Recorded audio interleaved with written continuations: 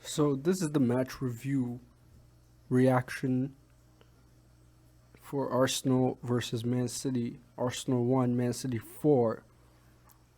And honestly, I was going to do this reaction the day of the game, after the game, immediately. But let's be real, none of us are in the headspace to talk about this team in a logical way right after these games. Because these guys are killing us. And the way they're playing, it's just like, bro, it's not good for our health when you think about it. Because the way this team is playing, and the way they've been playing for the last 2 months, we shouldn't be surprised that we got 4, like Man City gave us 4. We shouldn't be surprised. Because no matter what team we put out, we always put out like some shit performances. Now, you guys could debate whether it's Arteta's fault. You guys could blame if it's the players' fault. For most part, I've blamed the players. Mostly this season, I've blamed the players. Because there are players in that team that should take the responsibility for how they've been playing and how they're affecting the team. And how toxic they are.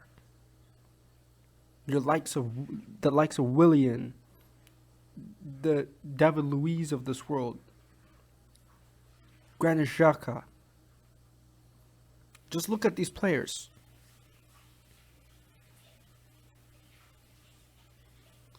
But for this game, Arteta has to hold his hand up. And this is coming from a guy that supports him. But in my opinion, this was on him. Because you're going into a quarterfinals of a competition, a chance to go to the semis, the first trophy of the season on the line, and essentially you're going with a team that's nowhere near good enough, especially your defense. In what world do you go with Mustafi and Kolasinac in your back three, and you start with your second goalkeeper in Runnerson? I don't care what your name is. You didn't bother to catch a ball, so I'm not going to bother to pronounce your name. Man, don't care. But anyways, so you go with that back line. The only person that's actually good enough to play for that team is Gabriel. And he's looking around him and what he's playing with in that back line. He's just saying, what the fuck am I doing here?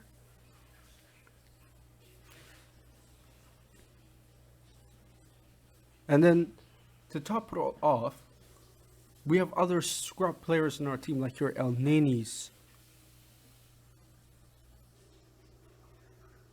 Like, this isn't just a one-off thing. Arteta has been forever doing this. Even as a supporter of him, I know what kind of mistakes he makes.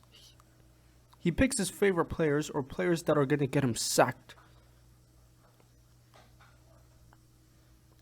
Usually he picks his favorite players like your Xhakas, your Bellerins. I don't know why, but he likes picking them. But against Man City, like I said, he picked El Neni. He's the one that picked Mustafi, and he's the one who picked Kolasinac. Let's be real. Kolasinac and Mustafi haven't played for us in God knows how long. But you decide to play them now, and possibly one of our biggest game of the season. It made no sense.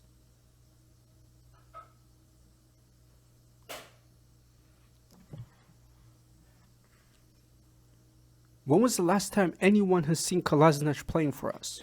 Someone please tell me, when was the last time you remember Kolasinac playing for this team before the Man City game? You don't, because we were trying to get rid of this guy to Leverkusen, but these guys didn't want to pay the wages he was on. Because really and truly, we're the only team stupid enough to give him the fucking money he's on right now. Same as Mustafi. We tried to get rid of him. But no other team is stupid enough to pay him any kind of wages on top of transfer fees. Let's be real.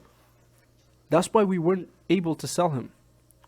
Don't get it twisted, because any team that's looking at it, they have to pay a transfer fee to us. And on top of that, they have to give this fucking scrub whatever amount of money he's on. They're looking at it and I'm like, he's not good enough to get that kind of money.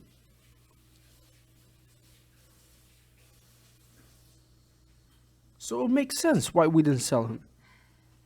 Because it makes no sense. Because it makes no sense why he's on that kind of money. And then you have to go look at El Nini. El Nini's been forever known to be a headless chicken. He played 1-2 good games for us. And then all of a sudden, everyone started hopping on his dick. I told people to calm the fuck down with the El Nini hype. Because I know the real him. We've seen it for too many years. This guy is a headless chicken. All he does is run around in circles, play the ball sideways, backwards, and then when he loses the ball, he tackles players like it's WWE. That's all he does. That's all he's good at.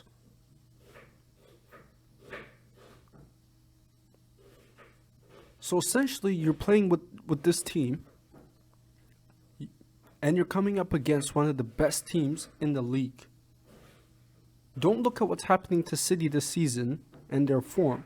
If you look at their squad man for man, they have one of the best teams in the league, if not in Europe. They started with Jesus, Mahrez, Fernandinho. They started that without even, they didn't even start Aguero. Sterling didn't even play. De Bruyne didn't play. Ederson didn't play. They didn't have their main players. But they were still able to beat the brakes off of us. Why? It shows the levels of their second team. If you look at their second team versus our main team, every single player on their bench can get into our first team. And that's not an exaggeration. Mahrez can get into our team. Rodri would get in our team. Jesus would get into our team.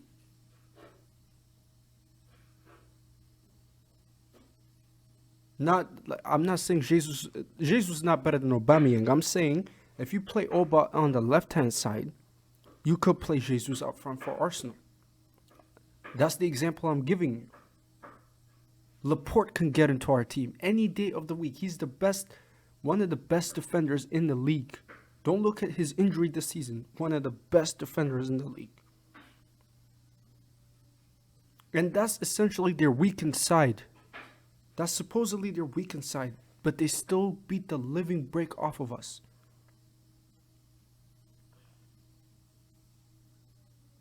We are nowhere near good enough. And to top it all off, we have Runnerson in goal. First essential ability of a goalkeeper if you want to know what makes a good goalkeeper, there are two things: your positioning and your catching abilities. If you don't know how to catch the fucking ball, you should not be a goalkeeper. Simple as. If you look at the second goal, if you look at City's second goal, Mahrez's free kick, that wasn't even an amazing free kick. He was thinking to himself when he let it go, he was thinking to himself, oh shit. Because he shot it right in front of the goalkeeper. So in reality, he should have caught that ball, and then we shouldn't be having this conversation. Instead, he shot the ball in front of him. The guy, Runnerson, instead of catching it, the ball went through his hand and it went in. That had to be one of the most comedy goals I've seen in a hot minute.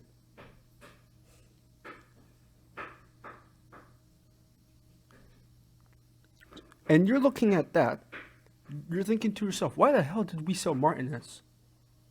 Why? Because fans were complaining, oh, Martinez is better, Lennon was better, this one should have started. I don't care. Keep both of them, because you have to understand, I am a firm believer, if you play well and if you're on a great form, you should be playing. Yes, Leno came back from injury, but if Martinez was playing, if Martinez kept up his form like he did at the end of the season, we should have kept him. And told Leno, listen, if you want to get back in the first team, you have to look at what Martinez is doing. And the minute he makes a mistake, if you get an opportunity, you have to make the most of it.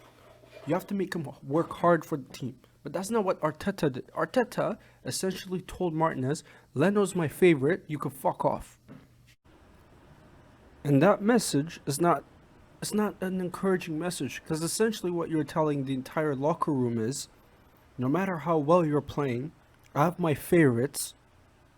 So in certain positions, even if you play amazing, the manager has his favorites, so that means you'll never get an opportunity. And things like that will get him sacked. Because God forbid Leno gets injured now, long term, or he gets suspended. And we have to put Runerson in goal. We have to play him in goal. We are DONE fucked. Because we had the luxury last season when Leno was out. We had the luxury of Martinez saving us, essentially. Because he was a good goalkeeper that never got an opportunity at this club for 10 years. And then when he finally got it, and when he was establishing himself as a first-team goalkeeper, Arteta pretty much told him, now we got no time for you, you can fuck off. But we don't have that luxury this season. So pray to God, to Allah, to Buddha. You could pray to Thanos. You could pray to Darkseid. You could pray to all the gods that exist. You could pray to Zeus, to all of them. If Leno gets injured and he's out long term and we have to play the scrub and goal, we are DONE fucked. Because it's going to be a nightmare for us. That mistake that you saw with Mahrez, instead of catching the ball, that's not a one-time. I could guarantee you that. Guarantee you that that's not a one-time. We've seen it in the Europa League games when he has to play out from the back, when he makes some stupid mistakes. He trips up on the ball. Ball gets stuck in his feet. When he's under pressure, he can't seem, to get himself out of trouble. He's always panicking. His catching ability, his positioning. We've already seen it. We just chose to ignore it because we knew really and truly, he's only playing the Europa League group stage matches and we're outscoring these farmers. So we don't care. The minute we went up against a good side, not just a good side, when we went up against a top side, look what happens. We could have held 6-7 if City wanted to. Before anyone comes at me saying, oh, he made one good save. I don't care. And that wasn't a save he made on purpose. Let's be real. If Jesus hit it any other way instead of in front of him, that was up to Jesus' poor finishing. Not because of Runerson's amazing saving skills. Nah.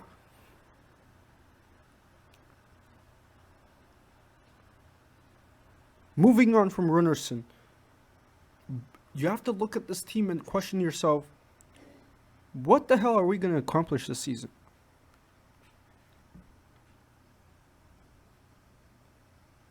Because, I honestly can't comprehend what we're going to do. Against Chelsea, let's be real, we're not going to get anything out of this game. If you think we're going to be able to beat Chelsea or even get a point out of that game, you guys are smoking crack. You guys are high. There's no way we're going to beat this Chelsea side. They haven't, let's be real.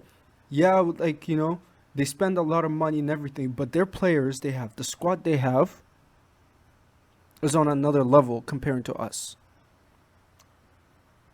But getting back to the game to City, let me just run down some quick stats. City had 13 shots. We had 6. Let me remind everyone, we were the home side. This was in our own backyard. And they had 7 more shots than we did. They had 7 shots on target. We had 2. 5 more shots on target than us in our own backyard. And listen, that wasn't even City at their best. Let's be real. If they put out like their first team, we could have held 6, 7, 8. So looking at that game, it doesn't really matter how it started, how it finished. Like, I'm more focused on your team selection. I'm more focused on the kind of players you're picking, because that sets the tone for the match. We know Mustafi is not a player that's capable of actual good defending. Neither is Kolasinac. So you pick those 2 clowns, then you get a comedy defense. That's just what it is. You get suspect Mustafi and calamity Kolasinac. That's what I called them, because that's what they are. And this isn't a first time thing. Arteta will keep doing this until he gets sacked. Arteta's not going to get sacked because of the poor results. Arteta's not going to get sacked because of his toxic relationship with Ozil or other players. He's going to get sacked because of the players he's picking. Because that has a domino effect on the entire locker room, and it sets the tone on the results that we're getting. If he keeps putting his faith in these dead ballers like Elneny, Mustafi and Kolasinac are a one-time thing. I didn't think they were going to start this game. But if he keeps playing players that are going to get him sacked, like Bellerin, Xhaka, Elneny, Willian, keep playing those players, you will get sacked.